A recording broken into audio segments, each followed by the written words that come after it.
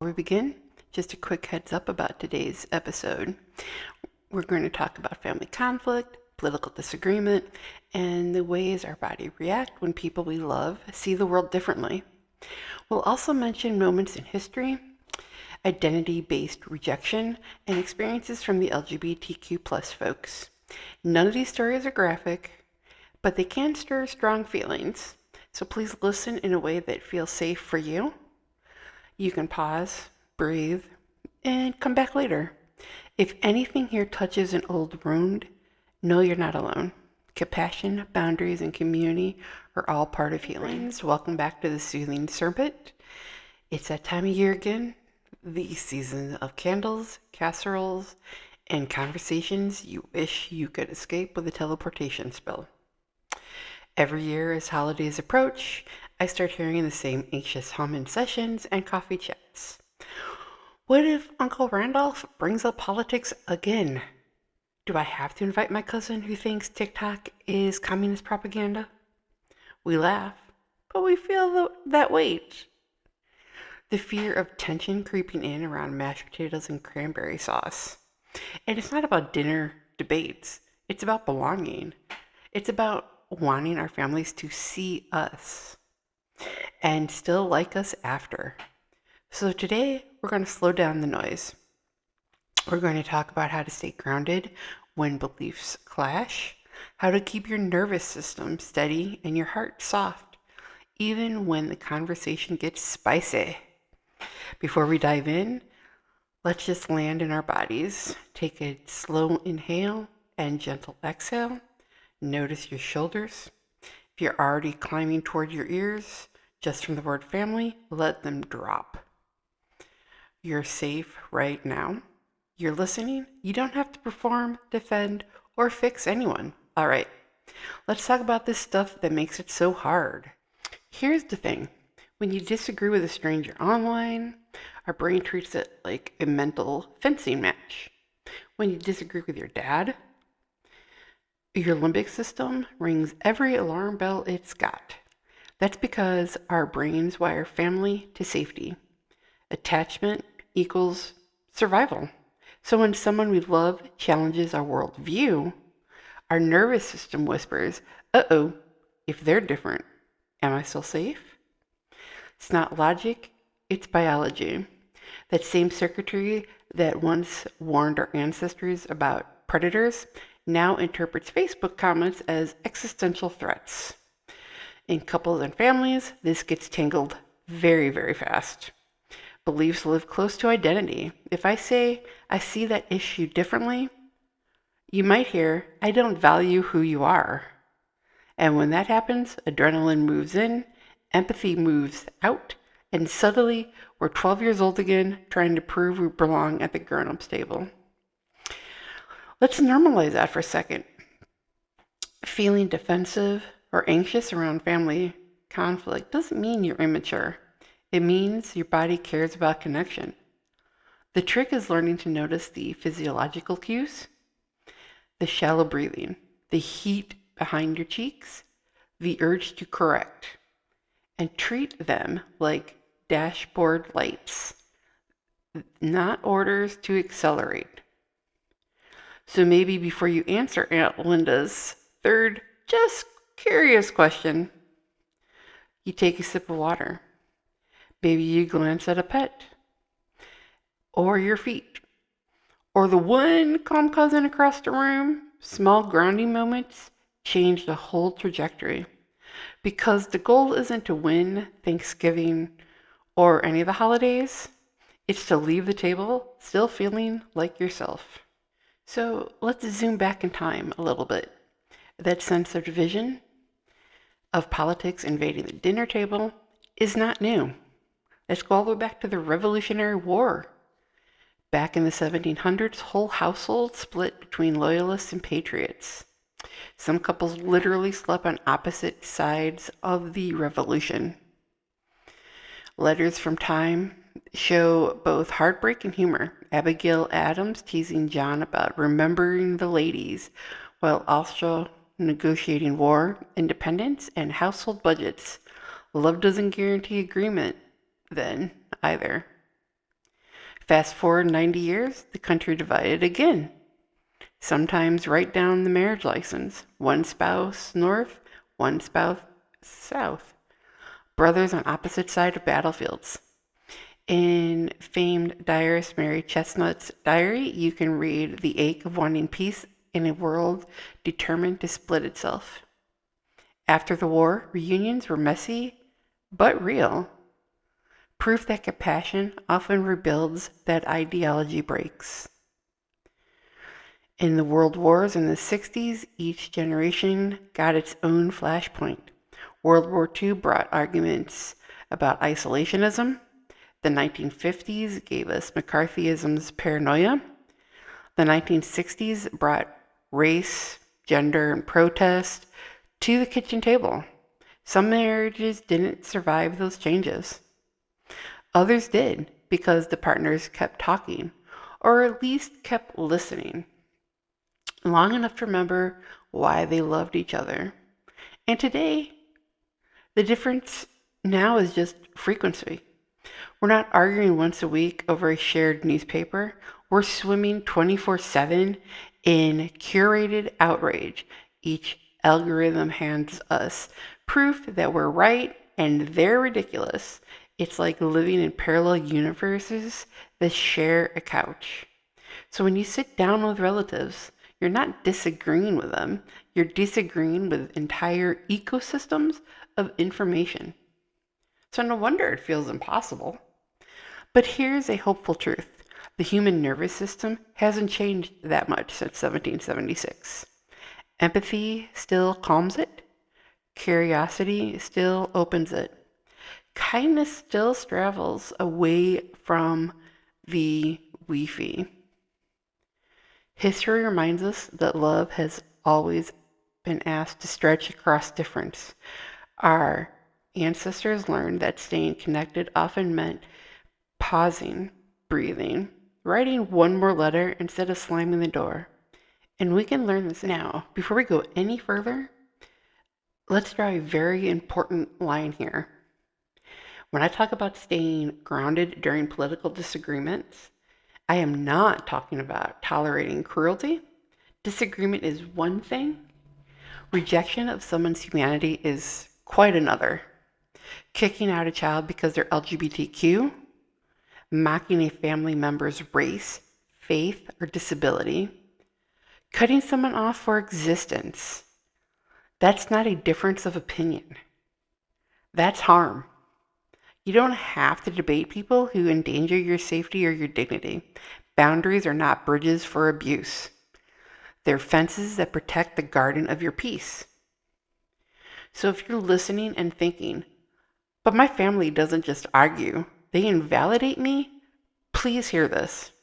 You are allowed to step back. You are allowed to skip dinner. You are allowed to skip the holidays. You are allowed to build a chosen family. You are allowed to protect your mental health over, quote, holiday harmony.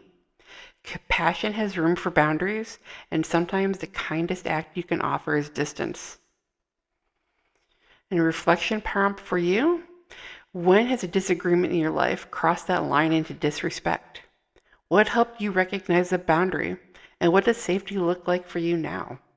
If you keep a journal, that would be an excellent question for today or when you get closer to the holidays. It gives context. Boundaries give clarity. Now let's bring it closer to home, to the relationships where differences sit beside us every single day. Maybe you and your partner check different boxes on the ballot. Maybe one of you binges cable news while the other hides in podcasts about mushroom foraging. Either way, you share a couch, a mortgage, and maybe a dog that senses tension faster than any pollster. Let's talk about what happens when the divide isn't across the dinner table, it's across the marriage. Sometimes that political divide isn't across the turkey platter. It's sitting at the other end of the couch, holding the remote. I've met so many couples who love each other deeply and still find themselves caught in the algorithm wars. One partner listens to public radio on the drive home. The other prefers talk radio that could give a blood pressure cuff a panic attack. Yet they share groceries, laundry, a mortgage, and most importantly, a life. When the person who knows your coffee order also believes a headline that makes you twitch, the conflict gets personal first and fast. Here's what I've learned after years of sitting with couples in that space. It's not really about politics. It's about values. Politics is just a surface argument. Underneath are questions like, do you see the world as basically fair or unfair? Do you believe safety comes from freedom or structure? Do you think people change through compassion or accountability?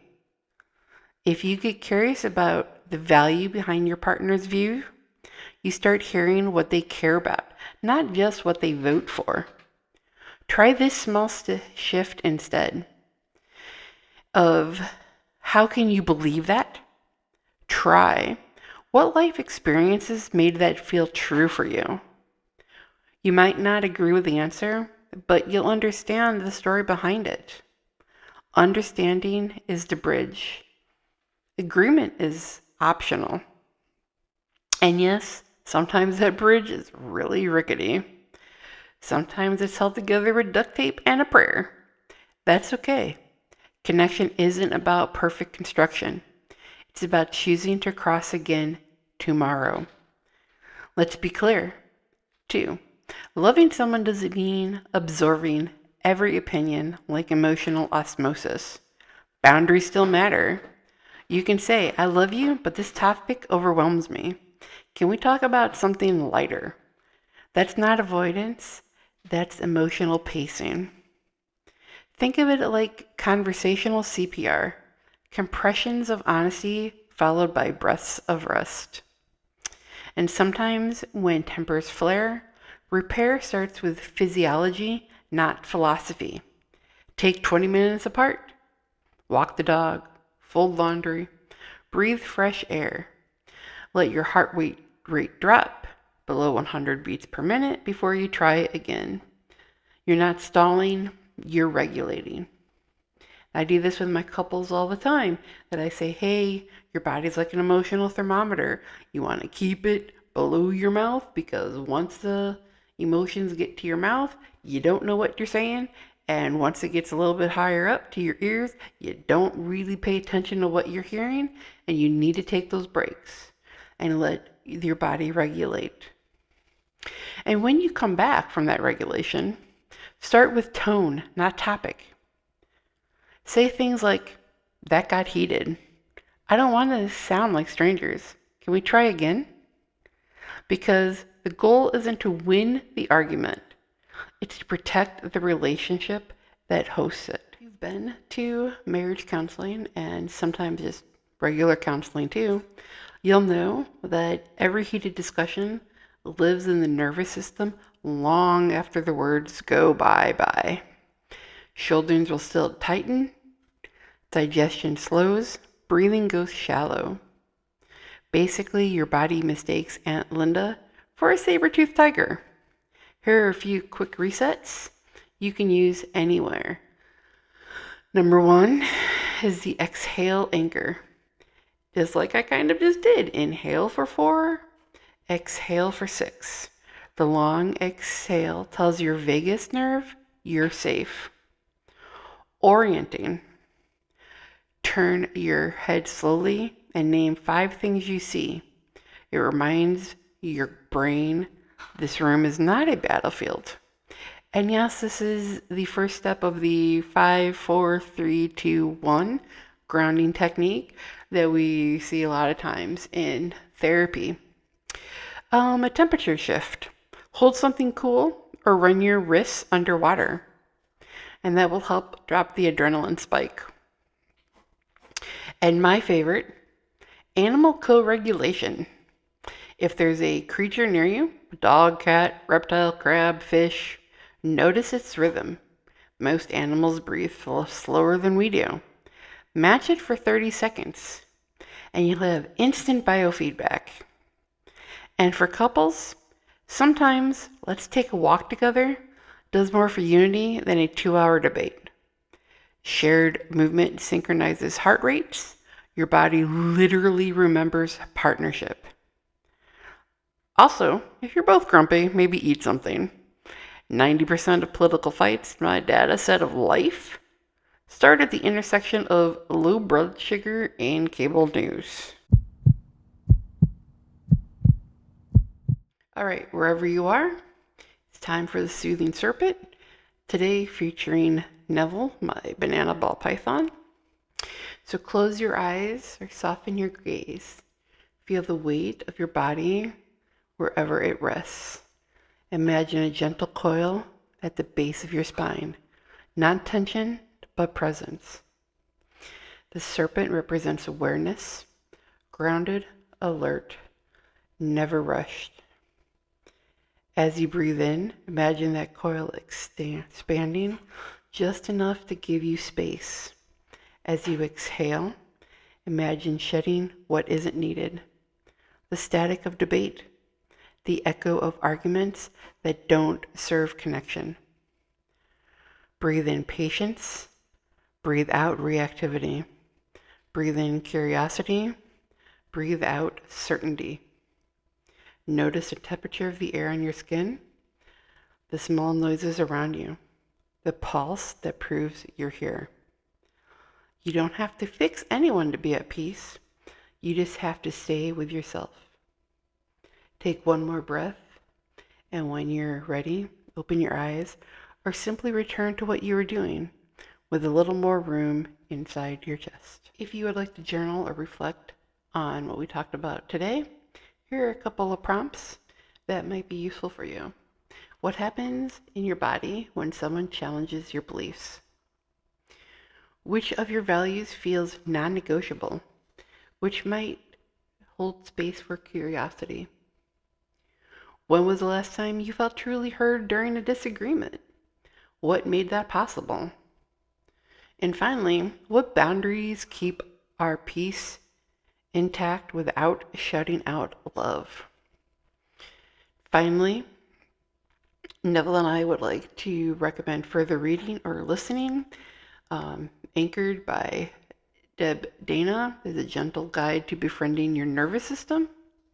High Conflict by Amanda Ripley is stories of people who found a way out of polarization. Set Boundaries, Find Peace by Nedder Glover Tawwab is a political emotional protection. The Gottman Institute, which is known for their couples communication, has tools for couples navigating differing beliefs. Braver Angels, which is a nonprofit that holds workshops on depolarizing dialogue. And as always, if you need grounding, step outside, breathe, and maybe check with your pets and see what they're teaching you about being in their presence, about being relaxed and being grounded. So as you head into this season, whatever that looks like, remember, you don't have to solve your family's politics. You just have to stay kind and steady in yours. Maybe someone will surprise you with empathy. Maybe someone won't. Either way, your worth doesn't depend on their understanding. When conversations heat up, let curiosity be your cooling system. When silence feels heavy, let compassion fill the space. And if it all becomes too much, step away, breathe, shed the old tension, and begin again, just like the serpent. Because shedding isn't loss, it's renewal. Every breath, every boundary, every pause at the table is an act of choosing peace over performance. Thank you for spending time with me. I'm Kristen, and this has been the Soothing Serpent. Until next time, may your breath stay steady, your boundaries gentle, and your heart bravely open. Thank you.